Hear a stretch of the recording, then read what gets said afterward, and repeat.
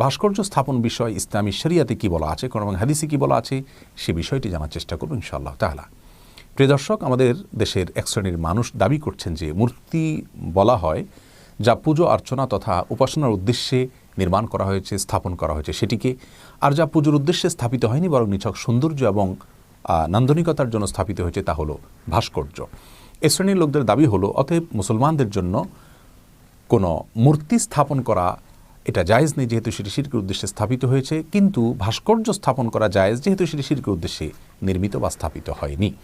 রাসূল সাল্লাল্লাহু আলাইহি ওয়াসাল্লামের বাসগৃহে পুতুলের অবস্থান স্পষ্ট জানিয়ে দিচ্ছে পুতুল বা ভাস্কর্য মাত্রই শিরকের উপকরণ নয়। এই যে মূর্তি এবং ভাস্কর্যের মধ্যে সংজ্ঞাগত একটি পার্থক্য দেখানো হলো, এই পার্থক্য তারা কোথায় পেয়েছেন তারাই ভালো বলতে পারেন। তবে বাংলা একাডেমির অভিধান বলছে ভাস্কর্য বলা হয় কোনো প্রস্তর তথা পাথর খোদাই করে যদি কোনো আকৃতি বা মূর্তি বা কোনো কিছু নির্মাণ করা হয় সেটিকে।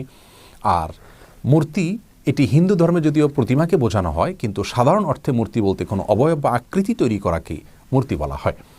তাহলে আমরা এটুকু বুঝলাম যে মূর্তি হলো যে কোনোভাবে নির্মিত কোনো মানুষ বা কোনো প্রাণীর আকৃতি বা অবয়ব, আর ভাস্কর্য হলো পাথর, ওয়াল কিংবা কোনো পাহাড় খোদাই করে যা নির্মাণ করা হয় সেটি।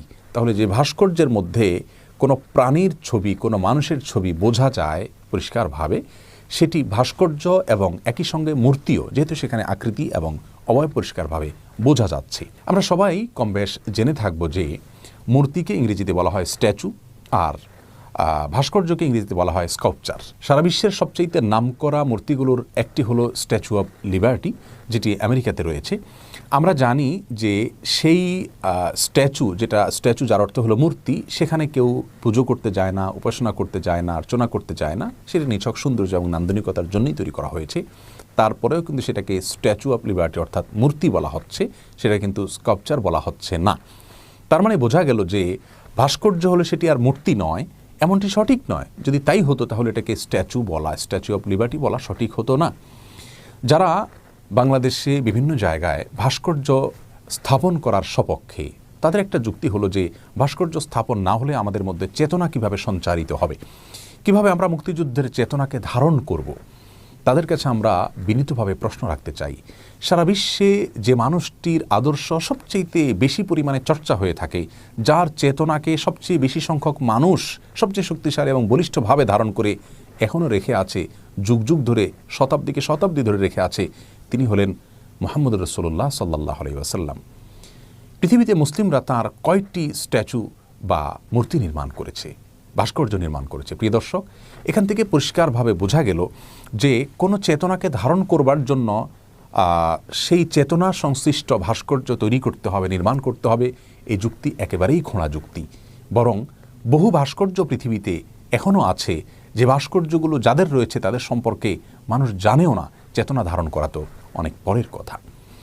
যারা ভাস্কর্যকে বাংলাদেশের আনাচে কানাচে ছড়িয়ে দিতে চান, স্থাপন করতে চান, তাদের আরেকটি যুক্তি হলো যে অনেক মুসলিম দেশেও তো ভাস্কর্য রয়েছে, কই তাদের তো কোনো সমস্যা হচ্ছে না। ইন্দোনেশিয়া মুসলিম দেশ, সেখানে অনেক ভাস্কর্য রয়েছে, তাহলে আমাদের দেশে সে ভাস্কর্য থাকলে সমস্যা কোথায়, হুজুররা কেন বাধা দিবেন?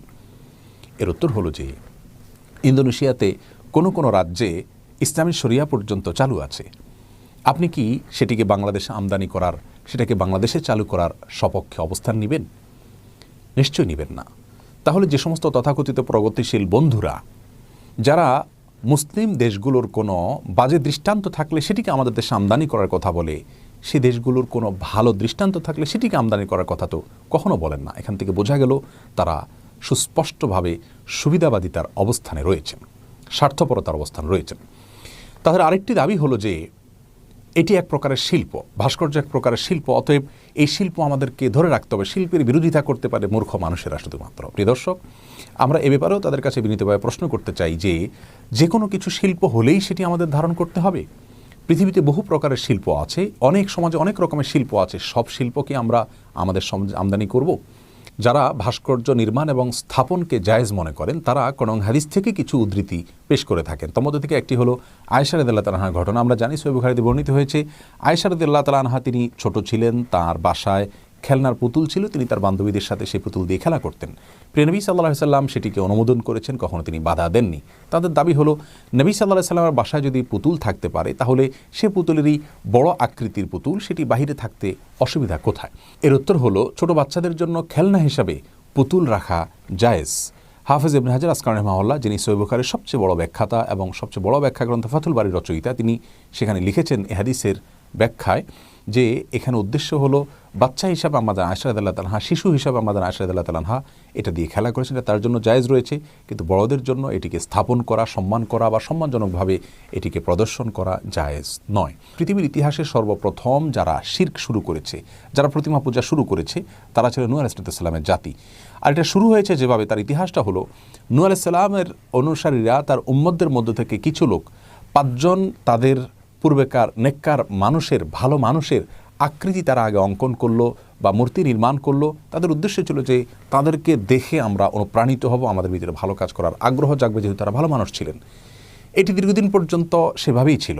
এরপর একটা সময় তাদেরকে শ্রদ্ধা ভক্তি করতে করতে মানুষ তাদেরকে সেজদা করতে শুরু করলো, আর এভাবে পৃথিবীতে প্রতিমার পূজা আরম্ভ হয়।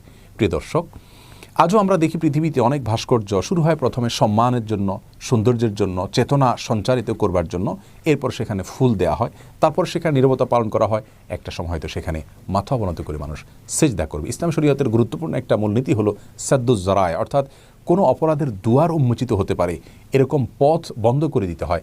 এটা হলো ইসলামের শরীয়তের পরিষ্কার নির্দেশনা। রাসূল করিম সাল্লাল্লাহু আলাইহি সাল্লাম তার প্রিয় সাহাবী আলী রাদিয়াল্লাহু তাআলাকে নির্দেশ করেছেন তিনি যেন যত প্রকারের ছবি আছে, বিশেষ করে মানুষ এবং প্রাণীর, এই ছবিগুলো যেন তিনি মুছে দেন, এবং যে সমস্ত কবরগুলো উঁচু আছে সেগুলোকে যেন তিনি সমান করে দেন মাটির সাথে, অর্থাৎ উঁচুগুলোকে যেন ভেঙে সমান করে দেন।